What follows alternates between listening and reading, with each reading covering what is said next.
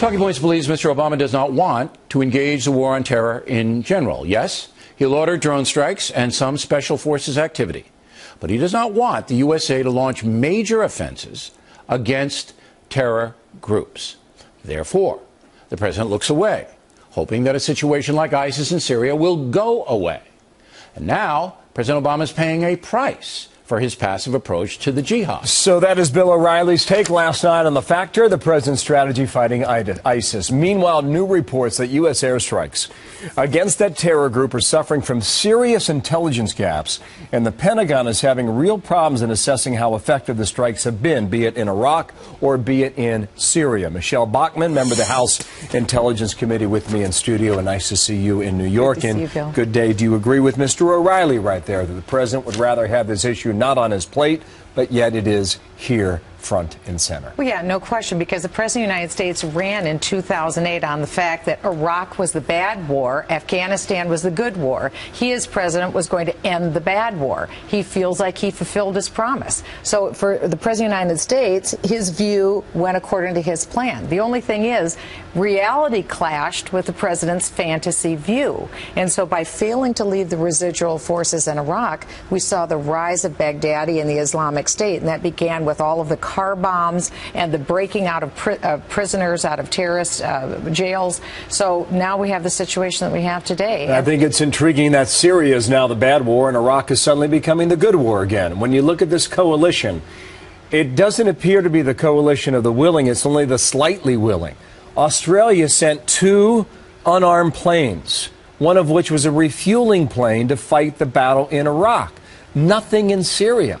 What are we to make of this? Because this is now Kabuki theater. This is Kabuki theater rather than war. I think Bill is right that the President of the United States doesn't want to engage in war. In fact, I think if you look at the President, it's almost as though he thinks war is obsolete and war is passé in the 21st century. He sees this as a law enforcement effort akin to breaking and entering. The fact is, that isn't what it is. This is not only embarrassing, this is tragic with tragic consequences. This could be laying the groundwork for the beginnings of a World War III. Now, that's a dramatic thing to say, and I don't want it to be. But when you have bad guys with bad intentions, you have to stop them immediately. You don't play around. Right now, the president is not taking this seriously, and we're seeing tragic consequences because of it. 2 more points. Intelligence gaps are alarming.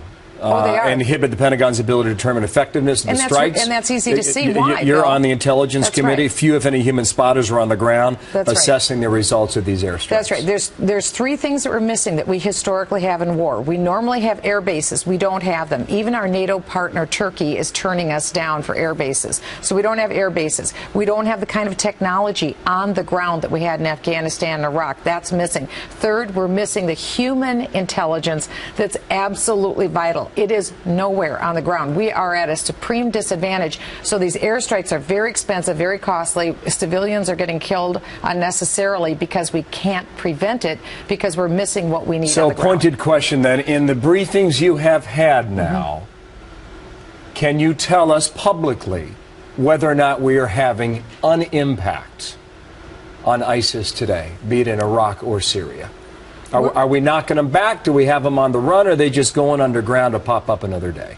We have an impact, but we're having a far diminished impact than we could if we decided to be serious and take them on full frontal. Because the president wants to put the finest military on the shelf, the American military, and instead use something else.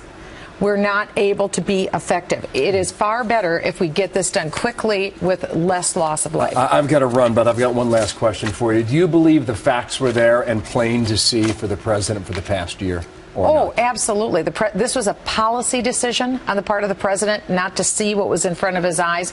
It wasn't for lack of information. We all knew about it for years. We saw it every day. In fact, behind closed doors and intel, both Republican and Democrat, we gave it to the administration and said, wake up. There's something very serious happening. Michelle Bachmann, Congresswoman, thank you for your time today.